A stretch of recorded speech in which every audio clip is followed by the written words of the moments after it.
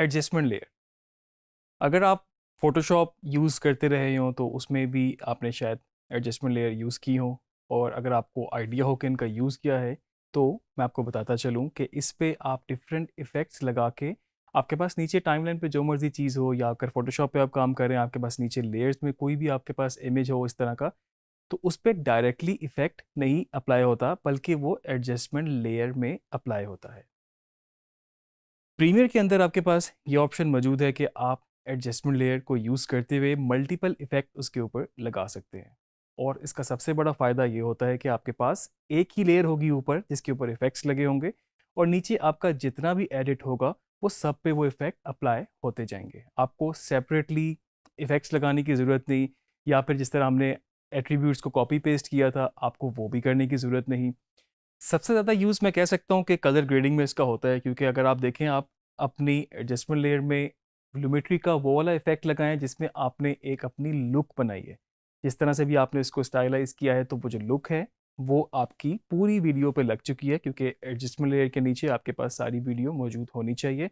और अगर आपको कोई बेसिक कलर करेक्शन करनी है, जिसमें अगर दो शॉट्स के आपस में कोई ब्राइटनेस कॉन्ट्रास्ट या फिर कोई और कलर टेम्परेचर का डिफरेंस है, तो आप नीचे इंडिविजुअली उन क्लिप्स के ऊपर भी काम कर सकते हैं। काफ़ी यूज़फुल चीज़ है, काफ़ी इंटरेस्टिंग चीज़ है, आइए इसको देखते हैं। तो इस वक्त हम मौजूद हैं टाइमलाइन पे, हमारे पास ये एक एडिट भी बना हुआ है, आप देख सकते हैं। इस वक्त मल्टीपल हमारे पास स्टॉक शॉट्स थे जो कि हमने इनको एक साथ कंपाइल किया हुआ है। आप कह सकते हैं कि ये आपके पास एक एडिट है, और इस पे हम अब एडजस्टमेंट लेयर लगाएंगे। तो एडजस्टमेंट लेयर लगाने के लिए आप जाएंगे अपने फाइल मेन्यू में, आगे न्यू में, और यहाँ पर आपके पास इस वक्त ये ऑप्शन नहीं शो कर रहा। इसकी वजह यह है कि इस वक्त आपकी टाइमलाइन जो आपका सीक्वेंस है वो सिलेक्ट हुआ हुआ है, और आप देख सकते हैं कि उसके पास आपके पास बिल्कुल इसके एजिस पे एक ब्लू बॉर्डर है। हम पहले भी बात कर चुके हैं, आपके पास ये सेपरेट सेपरेट विंडोज़ हैं। एडजस्टमेंट लेयर लगाने के लिए आपको अपनी प्रोजेक्ट विंडो को सिलेक्ट करना पड़ेगा। आप देख सकते हैं कि इस वक्त जो ब्लू बॉर्डर था वो इस पर लग चुका है, और अब हम जाके उसमें देखते हैं तो हमारे पास ये ऑप्शन आ चुकी है। इसको सिलेक्ट करेंगे, यहाँ पे क्लिक करेंगे, और हमसे अब ये सेटिंग्स का पूछ रहा है कि आपकी वीडियो सेटिंग्स क्या है, फ्रेम रेट क्या है, और ऑब्वियसली जो सीक्वेंस जिस टाइमलाइन पे आप काम कर रहे होंगे उसके हिसाब से ही बाय डिफ़ॉल्ट ये सेटिंग वो बना देगा। अगर आपको अपनी मर्ज़ी की चाहिए हो, या फिर आपको आगे सेम एडजस्टमेंट लेयर किसी और सेटिंग्स के सीक्वेंस पे मूव करनी हो, तो फिर आप इसको फर्दर चेंज कर सकते हैं। मैं इसको यहाँ से ओके करूँगा तो मेरे पास प्रोजेक्ट विंडो के अंदर ही एक एडजस्टमेंट लेयर ऐड हो चुकी है। बिल्कुल जिस तरह आपके पास नॉर्मल एसेट्स इंपोर्ट होते हैं और जिस फॉर्म में आपके पास यहाँ पर आते हैं प्रोजेक्ट विंडो में, उसी तरह से ही एज अ क्लिप मैं इसको यहाँ पर ट्रीट करूँगा, और इसको मैंने यहाँ पर टाइमलाइन पे ड्रैग किया। इसको हम जितना चाहें एक्सपेंड कर सकते हैं, हमें उतना ही एक्सपेंड करना होगा जितना हमारे पास टाइमलाइन पे डाटा या जितना हमारा एडिट बना हुआ है, और इस पर मैंने एक इन और आउट भी लगाया हुआ है। तो इस वक्त एडजस्टमेंट लेयर जो है वो आपके क्लिप्स के ऊपर लग चुकी है, और इसने एक पूरी लेयर को ऊपर ऑक्यूपाई कर ली है जगह। अभी इसके ऊपर कुछ भी नहीं लगा हुआ, हम देख सकते हैं। अगर हम इसको सिलेक्ट करें तो इसमें यहाँ पर कोई भी इफेक्ट नहीं लगा हुआ। अगर आपको इस पर कोई भी इफेक्ट लगाना है तो नॉर्मल जिस तरह आप क्लिप्स पे इफेक्ट लगाते हैं, आप इस पे जाके लगा सकते हैं। आप कलर ग्रेडिंग पे अगर आपको काम करना है तो आप बिल्कुल कलर ग्रेडिंग में यहाँ पर कलर की वर्क स्पेस में जाके काम कर सकते हैं। एक चीज़ याद रखिएगा, कलर ग्रेडिंग जब आप कर रहे होते हैं तो अगर आपको स्पेसिफिक एक क्लिप पे काम करना है तो आपको उस क्लिप को सिलेक्ट करना पड़ेगा, क्योंकि जो राइट साइड पे जो पैनल है लुमेट्री कलर की ये विंडो है, इस पे सेटिंग्स वो सब की वही दिखाता है, क्योंकि वो बाय डिफ़ॉल्ट रहेगी। अगर आपके पास ये क्लिप सिलेक्ट नहीं है, इस पर वो सारी सेटिंग्स जो हैं उन पर आप कुछ काम नहीं कर सकते, वो उस तरह से विजिबल नहीं है। तो एडजस्टमेंट लेयर पे अगर हम काम कर रहे हैं तो यहाँ से इसको हमने क्लिक करना है। हमारे पास यहाँ पर ऑप्शंस आ गई हैं। हम अगर चाहें तो बेसिक में से भी मे बी हम इसको ब्लू कूल की तरफ रखना चाहते थे, और ओवरऑल हमने कुछ कॉन्ट्रास्ट हाइलाइट्स वगैरह वाइज जो भी सेटिंग्स करनी है वो हम इस पर इस तरीके से कर सकते हैं। हम इस वक्त देखते हैं, अगर हम इस पर कोई लट लगा दें ताकि हमारे पास जो है उसकी लुक बदल जाए। ये इस पर काफ़ी इंटेंस हो रहा है, हम इसको थोड़ा सा कम कर देते हैं। आप चाहें तो बाद में भी चेंजेस कर सकते हैं, इसको हम वार्म की तरफ ले जाते हैं। तो इस वक्त मेरे पास जो काम हो रहा है वो टोटली एडजस्टमेंट लेयर पे हो रहा है। इसको मैं वेरीफाई कर सकता हूँ। एक तो मेरे पास यहाँ पर ये सिलेक्ट हुई हुई है, और सेकेंडली मेरे पास इफेक्ट कंट्रोल विंडो में इसको सिलेक्ट करने के बाद इस पर ये लुमेट्री शो हो रहा है। अभी भी अगर आपको कन्फ्यूजन हो, क्योंकि इन पे भी इफेक्ट लग सकते हैं, अगर आपके पास गलती से भी सिलेक्ट करके आपने लूमेट्री में जाके चेंज कर लिया, तो आप देख सकते हैं कि इस क्लिप के ऊपर भी इफेक्ट लूमेट्री का लग चुका है।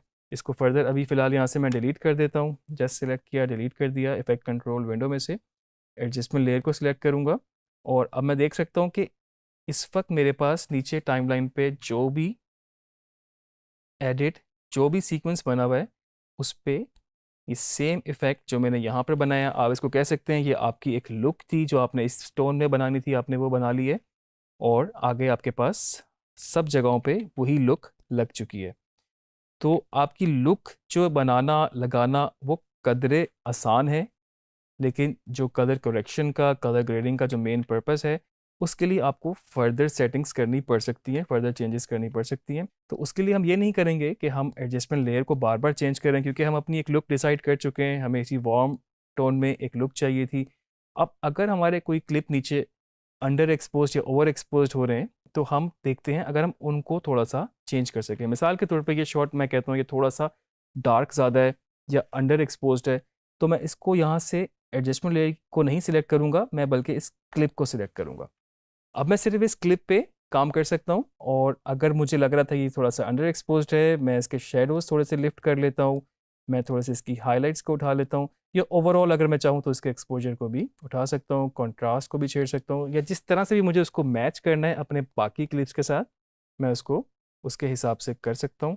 आप किसी भी स्टेज पे उसको दोबारा एडजस्ट कर सकते हैं, और फर्दर अगर कुछ सेकेंडरी में भी आपको कुछ करना हो तो वो भी आप इस पर अप्लाई कर सकते हैं।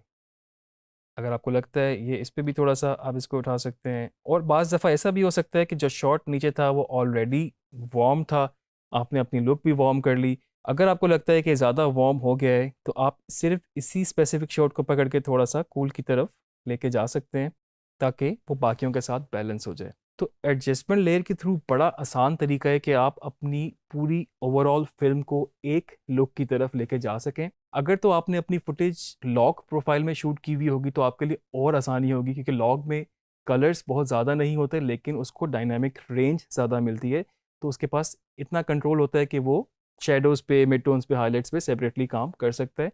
और जो आपकी लुक होती है, जो एक टोन होती है बेसिकली, वो आपकी ऑलमोस्ट ऑलमोस्ट सारे क्लिप पे सेम रहती है। आपको फर्दर कुछ बेसिक करेक्शन से थोड़ा सा उनको एडजस्ट करना पड़ता है। अब एडजस्टमेंट लेयर कलर ग्रेडिंग में तो बड़ा इंपॉर्टेंट फैक्टर है। मैं अपना कोई भी प्रोजेक्ट करता हूँ तो उसके बाद एडिट करने के बाद जो भी इसकी कलर ग्रेड या लुक बनानी होती है वो एडजस्टमेंट लेयर के थ्रू ही बनती है, और बाकी शॉट्स को बैलेंस करने के लिए मैं इसको फिर फर्दर चेंज करता रहता हूँ। कोई ज़्यादा वार्म है, थोड़ा सा ब्लू कर दिया, थोड़ा सा हाईलाइट्स, थोड़ा सा उसको बेसिक करेक्शन से थोड़ा सा एडजस्ट कर दिया। आप फर्दर इसमें जिस तरह भी चाहें इंडिविजुअली क्लिप पे क्लिप बाय क्लिप काम कर सकते हैं, और साथ साथ आपको देखना पड़ेगा कि वो आपके ओवरऑल लुक के साथ मैच भी कर रहा हो। ये ऑलरेडी डार्क शॉट है, इसको हम बहुत ज़्यादा नहीं उठा सकते। तो सिर्फ कलर ग्रेडिंग के लिए नहीं, आप इसको और चीज़ों के लिए भी यूज़ कर सकते हैं। आपने कोई भी इस पे इफ़ेक्ट लगाना है, मैं यहाँ पर अपनी इफ़ेक्ट की विंडो में जाता हूँ, आप देख सकते हैं कोई भी इफ़ेक्ट लगाएंगे वो इस लेयर पे अगर होगा तो वो नीचे सारे एडिट पे लगेगा। मैं मिसाल के तौर पे सिर्फ आपको दिखाने के लिए अगर मैं इसको मे बी ब्लर कर लेता हूँ, लेंस डिस्टॉर्शन मैं इसमें ऐड करता हूँ, और इसको फर्दर चेंज करने के लिए मुझे जाना पड़ेगा इफ़ेक्ट कंट्रोल विंडो में। आपके पास लिमिट्री लगा हुआ है, उसके बाद आपके पास लेंस डिस्टॉर्शन भी ऐड हो गया, टाइमलाइन से आपके पास एडजस्टमेंट लेयर सिलेक्ट है, और आप इसकी फर्दर कोई सेटिंग्स चेंज करेंगे तो आपको वो लेंस की डिस्टॉर्शन फील होगी, क्योंकि मैंने इस वक्त इफ़ेक्ट ही ये लगाया था। मैं इसको थोड़ा सा, इस वक्त हर क्लिप के ऊपर सेम लेंस डिस्टॉर्शन मौजूद है, और इसमें आप देख सकते हैं कि इस पे भी डिस्टॉर्शन है, इसके नेक्स्ट क्लिप पे भी आपके पास डिस्टॉर्शन है।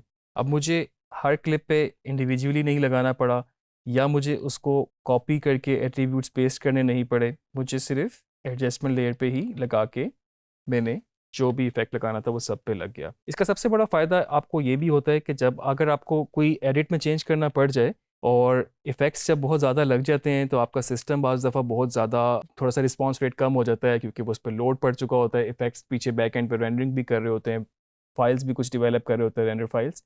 अगर इस वक्त आपका प्लेबैक थोड़ा सा अड़ना शुरू हो जाए, थोड़ा सा उसमें पॉज आना शुरू हो जाए, तो आप चाहें तो इस लेयर को सिर्फ यहाँ से एक क्लिक से बंद कर सकते हैं। अब देखिए यहाँ पर क्लिक करने से मेरे पास इस वक्त सारा इफ़ेक्ट, सारी जो लुक थी, सारे जो इसमें डिस्टॉर्शन थी, वो यहाँ से बंद हो गई। आप फर्दर कोई एडिट में चेंज करना चाहें तो कर सकते हैं। मे बी आपको कोई नया सीन इंसर्ट करना था, आपने यहाँ से इसको कट किया और आपने स्पेस बना के बीच में नया सीन ऐड कर दिया, और उस नए सीन को ऐड करने के बाद आपने उसी लेयर को आगे फर्दर एक्सपेंड कर दिया, तो आपके पास वही इफेक्ट उस लेयर, उस नए एडिट में भी बेसिकली लग गए। इसको यहाँ से ऑन कर देंगे तो आपके पास फिर से वो आ जाएगा। एक इफेक्ट हम और लगा के देख लेते हैं। तो अगर आपको कुछ इसमें ओवरऑल सबकी पोजीशनिंग एक ही स्केल करना हो या फिर पोजीशनिंग चेंज करनी हो, आप ट्रांसफॉर्म का इफेक्ट जो कि डिस्टॉर्ट के अंदर है, इस पर लगाया मैंने। फर्दर इफेक्ट कंट्रोल विंडो के अंदर गया, जितने इफेक्ट्स लगाते जाएंगे ऐड होते जाएंगे। पहले लुमेट्री लगाया था, उसके नीचे मैं स्क्रॉल किया तो लेंस डिस्टॉर्शन है, ये आप ऑन ऑफ करके देख सकते हैं। और उसके अलावा जो मैंने अब तीसरा इफेक्ट लगाया ट्रांसफॉर्म का, बिल्कुल आपको इफेक्ट कंट्रोल में जो बेसिक मोशन की प्रॉपर्टीज़ होती हैं, थोड़ा सा उसी तरह की आपको ये प्रॉपर्टीज़ दे देता है, जिसमें आपके पास पोजीशन, स्केलिंग, सब कुछ शामिल है।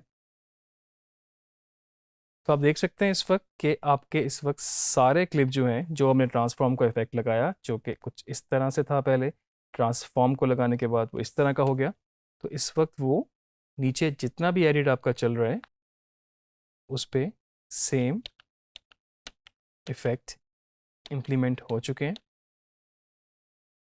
आपका फर्दर अगर एडिट बढ़ भी जाता है तो आप इस लेयर को जितना चाहें एक्सपेंड कर लें, कोई इसमें आपको मुश्किल नहीं होगी। तो ये आपके पास इस वक्त हमने जो जितनी चीज़ें देखी, एडजस्टमेंट लेयर की सारी पॉसिबिलिटीज़ एक्सप्लोर की, ऑप्शंस देखी हमने, किस तरह से हमने सिर्फ एक ही लेयर पे जो इफेक्ट लगाया वो नीचे सारे एडिट पे लग गया। आप इस पे एक से ज़्यादा इफेक्ट भी ऐड कर सकते हैं।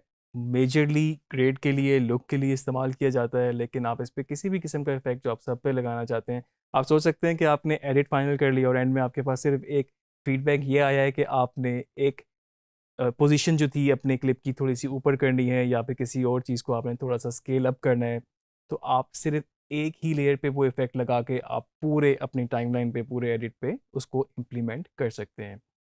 इसकी प्रैक्टिस ज़रूर कीजिएगा, इसमें और डिफरेंट इफेक्ट्स भी एक्सप्लोर कीजिएगा। मुझे लगता है जिस तरह पहले हमने इफेक्ट्स के बारे में बात की, फिर हमने ग्रेड के बारे में भी बात की, तो सारी चीज़ों को कंबाइन करके इनको एक्सप्लोर करें, सब चीज़ों के सारी एडजस्टमेंट लेयर पर लगा के देखें, स्टेप बाय स्टेप करके देखें, प्रॉपर्टीज़ को चेंज करें, और मुझे उम्मीद है कि आप बहुत ज़्यादा नई बेहतरीन चीज़ें क्रिएट कर सकेंगे इससे। नेक्स्ट लेक्चर में मज़ीद चीज़ों के ऊपर बात करेंगे।